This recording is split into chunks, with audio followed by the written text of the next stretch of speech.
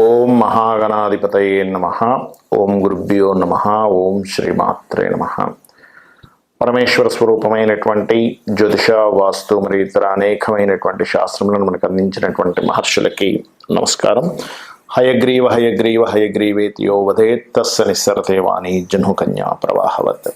అరుణాం కరుణాతరంగితాక్షీం ధృతపాశాంకుశపుష్పబాణచాపాం అనిమాదిభిరావృతాం మయూకైః అహమిత్యేవ విభావయే భవానీం. శ్రీమాత్రే నమః. ప్రేక్షకులకి లలితాంబిక అమ్మవారి యొక్క అనుగ్రహం పరిపూర్ణంగా కలగాలని మనస్ఫూర్తిగా కోరుకుంటూ మనం ఈరోజు చెప్పుకోవేటువంటి టాపిక్, మన జీవితంలో ధనం వచ్చేటువంటి మార్గం ఏ రూపంలో ఉంటుంది, మనం నష్టపోయేటువంటి మార్గం ఏ రూపంలో వస్తుంది అనేటువంటి విషయం మనకు తెలిసినట్లయితే జీవితంలో నష్టపోకుండా ఉంటాము, ధనం రాబడి ఉంటుంది. అయితే దీనికి ప్రతి లగ్నానికి స్పెసిఫిక్గా కొన్ని ఉంటాయి. అలాగే అసలు date of birth, time, place తెలియని వాళ్ళకు కూడా ఎలా చేసుకోవాలనేటువంటి చెప్తాను. కాబట్టి ఏంటంటే వీడియో ఎండింగ్ వరకు చూస్తే ఇన్ఫర్మేషన్ అనేటువంటిది ఉంటుంది. మొట్టమొదటిగా మనం ఇక్కడ కండిషన్స్ అసలు ఏమిటి, మళ్ళీ ఇక్కడ విదేశాల్లో ఉద్యోగం చేసే వాళ్ళకి వేరే ఉంటుంది, అవన్నీ కూడా నేను మీకు ఆఖరి వరకు చెప్తాను, చూస్తూ ఉండండి. కర్కాటక లగ్నము, కర్కాటక రాశి. కర్కాటకం వారికి సహజంగానే ఉండే బలం ఏమిటంటే ఎమోషన్, అలర్ట్నెస్, 365 డిగ్రీస్లో ఎటైనా అంటే ఏ క్షణంలో ఎటువంటి డెసిషన్ అయినా తీసుకోవడం, ఎటైనా వెళ్ళడం, ఎమోషన్గా అవతల వాళ్ళతో కనెక్ట్ అవ్వడం ఈజ్ మోస్ట్ స్ట్రెంగ్త్, మీకు చాలా స్ట్రెంగ్త్. అయితే ఇక్కడ మనం ధనాన్ని వచ్చే యోగం గురించి మాట్లాడుకుంటున్నాం, ఖర్చు అయ్యే దాని గురించి మాట్లాడుకుంటున్నాం. కాబట్టి ఫస్ట్ ఆఫ్ ఆల్ ఇక్కడ మనం ధనాన్ని ఇచ్చే కారకుడు ఎవరు? సన్, కర్కాటకానికి. అంటే ఏమిటి? ఆరోగ్యము, ఎనీథింగ్ అంటే మీరు ఏదైనా ఒక ఆరోగ్యానికి సంబంధించినటువంటిది దాంట్లో మీరు ఉన్నారు, అది సాఫ్ట్వేర్ అవనివ్వండి, ఆరోగ్యంలో సాఫ్ట్వేర్ యాప్ తయారు చేసుకుంటున్నారు అనుకోండి, ఆరు ఒక అంబులెన్స్లో ఒక డ్రైవర్గా అనుకోండి, లేకపోతే అంబులెన్స్లో ఒక టెక్నీషియన్గా అనుకోండి, లేకపోతే అంబులెన్స్లో ఉండే ఒక డాక్టర్ అనుకోండి, ఎనీథింగ్ కర్కాటకం వారికి ఏంటంటే మెడికల్ రిలేటెడ్ సంబంధించిన, ఆరోగ్యానికి సంబంధించిన ఒక జిమ్ అనుకోండి, దాని ద్వారా మీకు ఫస్ట్ బేసిక్గా ధనం దాని ద్వారా వస్తుంది, పుడుతుంది. అది దాన్ని మళ్ళీ రూపాంతరం చెందుతూ, దట్ ఈస్ డిఫరెంట్ థింగ్, రూపాంతరం చెందుతూ ఎటు వెళ్తుంది ఏంటి అనేది ప్లానెట్ ఉండే పొజిషన్ బట్టి ఆధారపడి ఉంటుంది. అయితే ఫస్ట్ మాత్రం ఇది. మరి సన్ పాడైపోయాడు, అప్పుడు ఏంటి నెక్స్ట్? Mars, 5th lord. అంటే ఏమిటి? మార్స్ అంటే ఎవరు? ఫ్యాక్టరీస్, సెక్యూరిటీ, స్ట్రెంగ్త్, గొడవల్ని సాల్వ్ చేయడం, 5th లార్డ్ కదా, గొడవలు సాల్వ్ చేయడం ద్వారా, అట్లాంటి వాటి ద్వారా వస్తుంది. మరి తర్వాత ఎవరు? 9th lord. అంటే ఎవరు? జూపిటర్. అంటే కోట్లు. అంటే ఒకవేళ కొంతమందికి రవి కొంచెం ఇది రెండు, కానీ జూపిటర్ బాగుంది.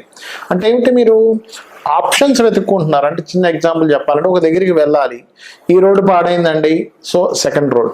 ఈ రోడ్డు కూడా పాడైంది, అక్కడేదో రోడ్డు వైండింగ్ జరుగుతుంది, సంథింగ్ రోడ్ వేస్తున్నారు, సంథింగ్ అక్కడేదో నాలా ఇది నడుస్తున్నారు, అప్పుడు ఇంకో థర్డ్ రూట్ వెతుక్కుంటాం. అంటే ఏమిటి?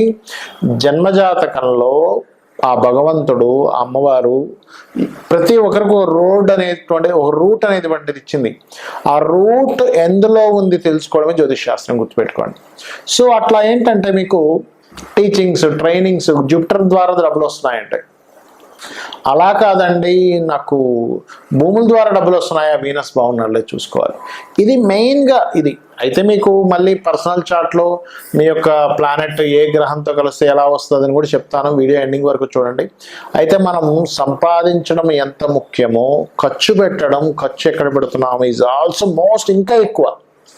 ఎందుకంటే ఒక పడవ ఉందండి, ఆ పడవకు చిన్న బెజ్జం ఉంది, మనము ఆ పడవలోకి నీళ్ళు వచ్చేసాయని ఆ నీళ్లు తీసి ఎంత బయట వేస్తున్నా మళ్ళీ నీళ్ళు లోపలికి వస్తూనే ఉంటాయి. లేదా ఒక కుండ ఉంది, కుండకు చిన్న కన్నం ఉంది అనుకోండి, మన కుండలో ఎన్ని నీళ్ళు వేస్తున్నా కింద నుంచి పోతూనే ఉంటాయి. అంటే ఏమిటి? మనం పెట్టే ఖర్చు కనుక అది పోతూ ఉంది, అయిపోయింది, క్లోజ్, ఇంకొండదు.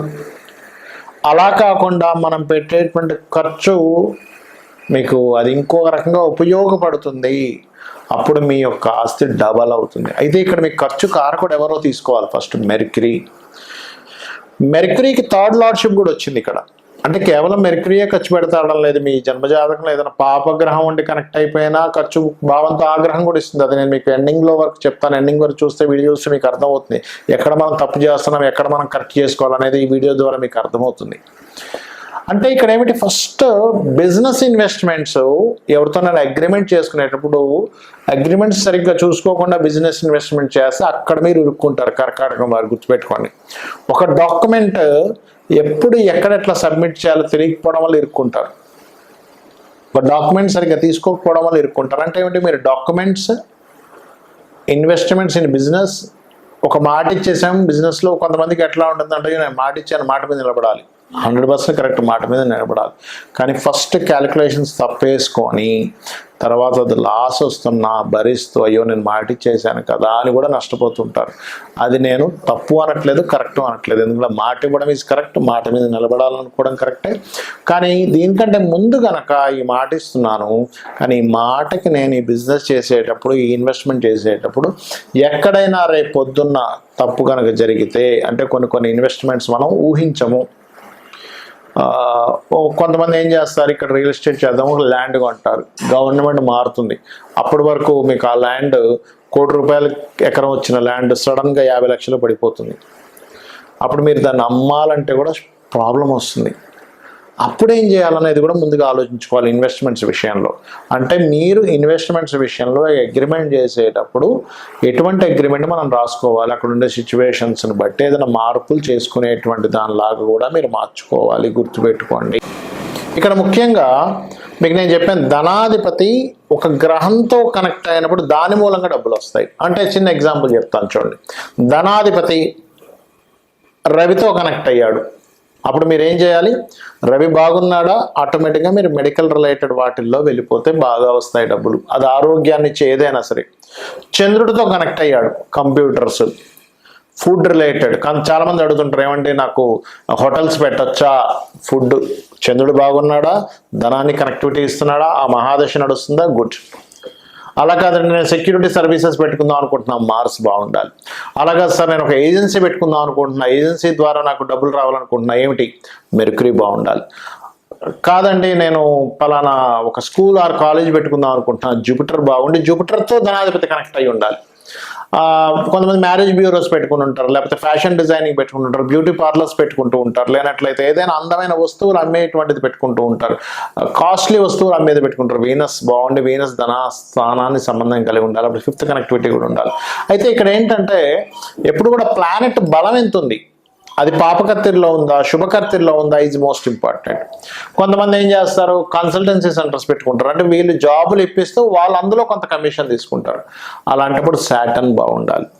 రాహు ఉన్నాడు అనుకోండి, ఉదాహరణకి రాహు ఏంటి, విదేశాలకు వెళ్ళి ధనం సంపాదించడము, అట్లా.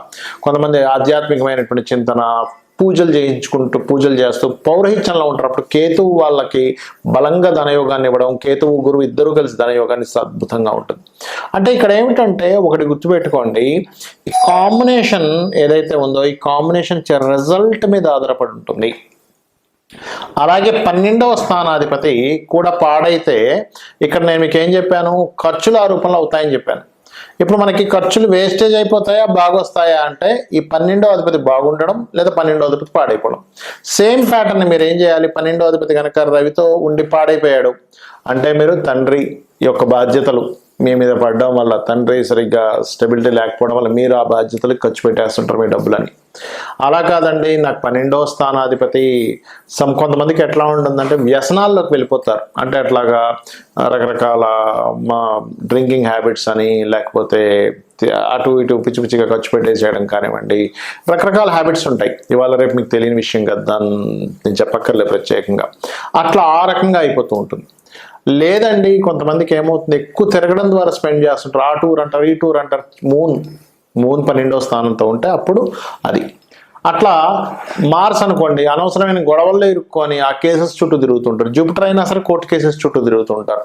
వీనస్ అనుకోండి అనవసరమైన చెడు స్నేహాలు, అట్లాంటి వాటి ద్వారా. మెర్క్యూరీ పాడయ్యాడు అనుకోండి, ఉదాహరణకి మీకు 12వ స్థానాన్ని మెర్క్యూరీ పాడు చేస్తూ మెర్క్యూరీయే పాడయ్యాడు, మెర్క్యూరీతో కాంబినేషన్స్ వచ్చాయి అన్నప్పుడు పాడైతేనేమో అనవసరమైన బిజినెస్ ఇన్వెస్ట్మెంట్స్ వల్ల మీకు ఇబ్బంది కలుగుతూ ఉంటుంది. అదేవిధంగా జూపిటర్ అయితే ఏమవుతుందంటే కొంతమంది ఏం చేస్తారంటే కొన్ని ఈ జూపిటర్కి కోర్టు కేసెస్ అని చెప్పాను ఆల్రెడీ. వీనస్ అయితేనేమో వ్యసనాలు అని చెప్పాను. శని అయితే రోగాలకు పెడుతూ ఉండాల్సి వస్తూ ఉంటుంది. లాంగ్ టర్మ్ ఇన్వెస్ట్మెంట్ చేస్తూనే ఉంటారు. కంపెనీ పెడతారు, కొన్ని సంవత్సరాలు ఇన్వెస్ట్మెంట్ చేస్తూ ఆ ఉన్న ఆస్తులు మొత్తం అమ్మేసుకుని దానికి పెట్టాల్సి వస్తూ ఉంటుంది. ఆ రకంగా రాహుకేతువులు అయితే కొంతమంది సాఫ్ట్వేర్ కంపెనీస్ పెట్టి ఇబ్బంది పడుతుంటారు. అంటే ఇక్కడ ఏమిటి మరి ఇలా ఉందండి, మరి దీనికి రెమెడీ ఏమిటి? ఎందుకంటే సరే నాకు డబ్బులు వస్తున్నాయి, ఫైన్, డబ్బులు పోతున్నాయి, అర్థమవుతుంది, కానీ ఏమిటి రెమెడీ ఏమిటి? It's very clear. మీకు సన్ ద్వారా కనుక మీకు ఇబ్బంది అవుతుంది అంటే సూర్య భగవానుడు ఆరాధన రెగ్యులర్గా చేయండి, మీకు ఖచ్చితంగా బయటపడిపోతారు. సండే మీరు ఉపవాసం ఉంటూ ఉండండి. మూన్ ద్వారా అవుతుందంటే సోమవారం ఉపవాసం ఉండండి. అయితే ఉపవాసాల్లో ముఖ్యంగా మనకి పూర్తి ఉపవాసం ఏకాదశికి మాత్రమే చెప్పారు, కానీ మండే కనుక మండేస్ మీకు తెలుస్తుంటుంది.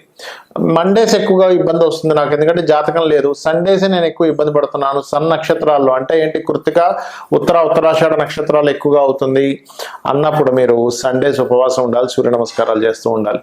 చంద్రుడి ద్వారా వస్తుంది, సోమవారాల్లో నాకు ఎక్కువ నష్టం జరుగుతుంది, ఎందుకంటే ఇక్కడ జాతకం లేని వాళ్ళకు కూడా చెప్తానన్నాను నేను మీకు. అప్పుడు అలాంటప్పుడు ఏం చేయాలి, ఈ పరమేశ్వరుడి యొక్క ఆరాధన, శివలింగానికి అభిషేకాలు చేస్తూ ఉండాలి. బియ్యం దానంగా ఇస్తూ ఉండాలి. ఆదివారం అయితేనేమో గోధుమలు దానంగా ఇస్తూ ఉండాలి. అదే మంగళవారాలు అవుతున్నాయి అనుకోండి, స్కందుని యొక్క ఆరాధన చేస్తూ, కుజగ్రహం దగ్గర దీపారాధన చేస్తూ కందులు దానంగా ఇస్తూ ఉండాలి. బుధవారం ఎక్కువగా నాకు నష్టాలు వస్తున్నాయండి అని మీకు ఒక తెలుస్తూ ఉంటుంది. అలాంటప్పుడు ఏం చేయాలి అంటే మీరు పెసలు దానంగా ఇస్తూ ఉండాలి. అదేవిధంగా గోవులకి గోంగూర తినిపిస్తూ ఉండాలి. అదేవిధంగా గురువారం అవుతుంది అనుకోండి, శనగలు దానంగా ఇవ్వడము. నవగ్రహాల్లో గురుగ్రహం దగ్గర దీపారాధన చేయడం. శుక్రవారం ఎక్కువ అవుతుంది అనుకోండి, బొబ్బర్లు దానంగా ఇవ్వడం, అమ్మవారి ఆరాధన చేయడం, అమ్మవారి ఆలయాలకు వెళ్ళడం. శనివారం అవుతుంది అనుకోండి, మీకు ఈశ్వరారాధన చేయడము లేదా ఆంజనేయ స్వామి ఆరాధన చేయడము, నువ్వులు దానంగా ఇవ్వడము. శనికి సంబంధించిన ఎక్కువగా ఇబ్బంది ఉందనుకోండి, నూనెలో మీ ముఖాన్ని చూసుకొని దాన్ని చక్కగా బాటిల్లో వేసి ఈశ్వరాలయంలో దీపారాధన కోసం ఇవ్వండి. ఖచ్చితంగా మీ దోషం అనేటువంటిది పోతుంది. రాహుకేతువులు అయితే రాహుకేతువుల దగ్గర దీపారాధన చేస్తూ గణపతి మరియు దుర్గాదేవి యొక్క ఆరాధన చేస్తూ ఉండాలి. ఇలా గనక చేసినట్లయితే మీరు 100% ఖర్చుల నుంచి బయటపడతారు, సంపాదన అనేటువంటిది పెరుగుతుంది. అయితే ఇక్కడ ఏంటంటే ఒక మంత్రం బలంగా మీరు కనుక చేయగలిగితే, ఒకవేళ అప్పులున్నాయి, ఓం అపర్ణాయే నమః, అదేవిధంగా ఓం సంపత్కరీ సమారూఢ సింధుర వ్రజ సేవితాయ నమః, ఖచ్చితంగా మీకు ఫైనాన్షియల్ గ్రోత్ పెరుగుతుంది. దీంతో పాటు ఇంకా వీలైతే కనుక ఓం ధర్మాధ్యక్ష ధనాధ్యక్ష ధనధాన్య వివర్ధనీయ నమః, ఇవి చేసుకుంటూ మీరు ఒకవేళ నేను బిజినెస్ లైన్స్లో ఉన్నానండి, బిజినెస్ ఎదుగుదల కావాలి అనుకునేటువంటి వారు ఓం ఇంద్రగోప పరిక్షిప్త స్మరతూనా భజంగికాయ నమః అనేటువంటి మంత్రం కనుక చేసుకున్నట్లయితే 100% మీరు సక్సెస్ అయి తీరుతారు, సక్సెస్ని మీరు పొందుతారు.